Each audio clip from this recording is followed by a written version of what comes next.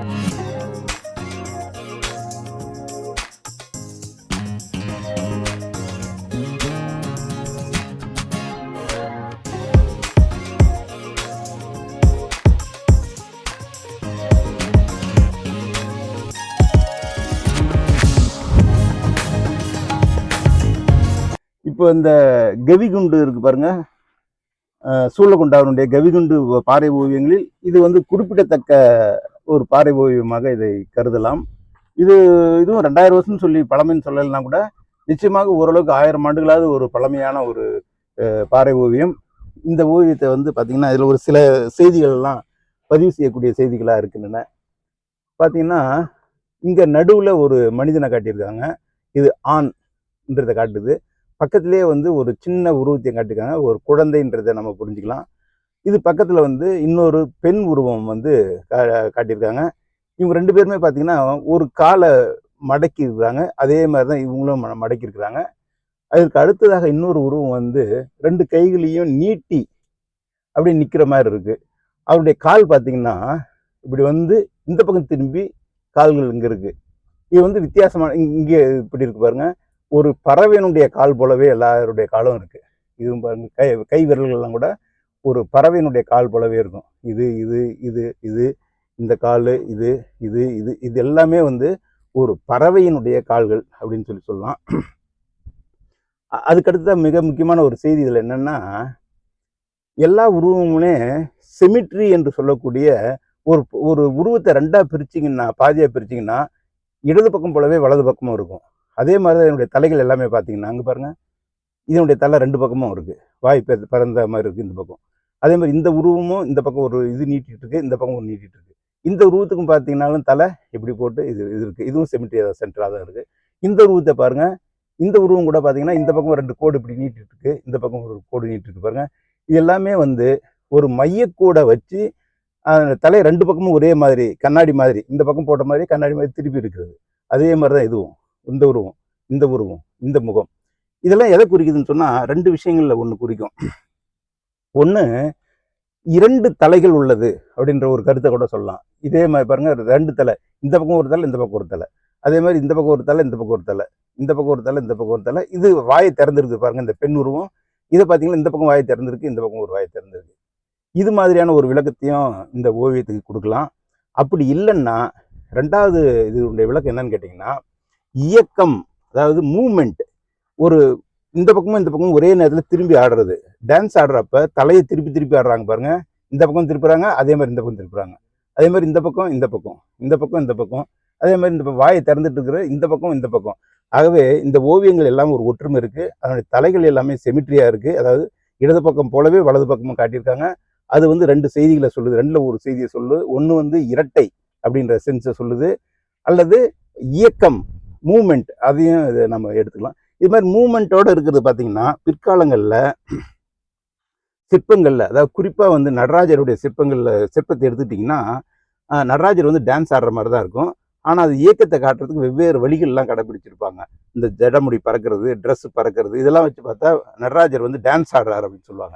அதை காட்டுறதுக்காக பின்னால் ஏற்பட்டக்கூடிய யுத்தி அது.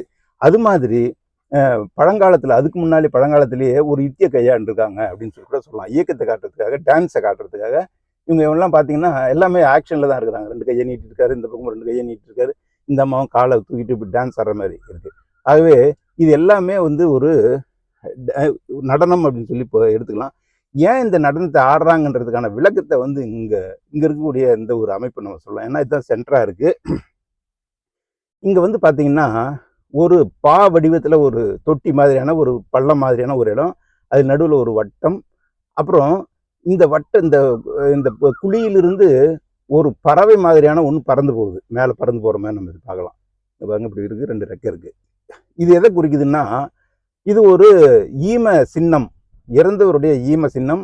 அந்த ஈம சின்னம் எதை குறிக்குதுன்னா ஒருத்தர் இறந்துட்டாரு, அவருடைய ஆவி பறந்து போகுது அப்படிங்கிற ஒரு கான்செப்ட் அதை குறிக்கலாம். இறந்தவருடைய ஆவி பறந்து போகிறது அப்படின்றது ஒரு கான்செப்ட். இது ஒரு நிகழ்வு. இந்த நிகழ்ச்சியில வந்து இந்த நடனம் வந்து இந்த நிகழ்ச்சி சம்பந்தமான ஒரு நடனம். ஆகவே இது ஒரு இறந்தவரை அடக்கம் செய்து குறிப்பிட்ட காலம் கழித்து அவருடைய நினைவாக ஆடக்கூடிய ஒரு நடனமாக இதை நாம் எடுத்துக்கொள்ளலாம். இது வந்து இது மாதிரியான இது ஒரு புதிய வகையான பாறை ஓவியம்னு சொல்லலாம். நம்ம இறந்தவருக்கான நடனம். ஆனால் ஏன்னா இது போன்ற ஒரே மாதிரியான முகம் இதில் நம்ம குறிப்பிடத்தக்கது வந்து முகங்கள் எல்லாமே இதில் காட்டப்பட்டுள்ள அனைத்து முகங்களுமே கண்ணாடி போன்று ஒரு பக்கம் போன்றே 2 பக்கம் இருக்கும். இடது வலது இடது வலது இடது வலது இடது வலது இது எல்லாமே வந்து 2 பக்கமும் முகத்தை காட்டியிருக்காங்க. இது வந்து ஏற்கனவே சொன்ன மாதிரி இயக்கத்தை குறிக்கலாம் அல்லது இரட்டை அப்படிங்கிற ஒரு சென்ஸையும் குறிக்கலாம். அதில் ஒரு இடம் தான் வந்து நாம் இப்போ பார்த்துட்டு இருக்கிற இந்த ஓவியம். இதை பார்த்தீங்கன்னா இந்த ஓவியங்களுடைய மெட்டீரியலை வந்து நம்ம ரொம்ப பழசு ரொம்ப புதுசு அப்படிங்கிற மாதிரி எல்லாம் நம்ம பிரிப்போம் இல்லைங்களா?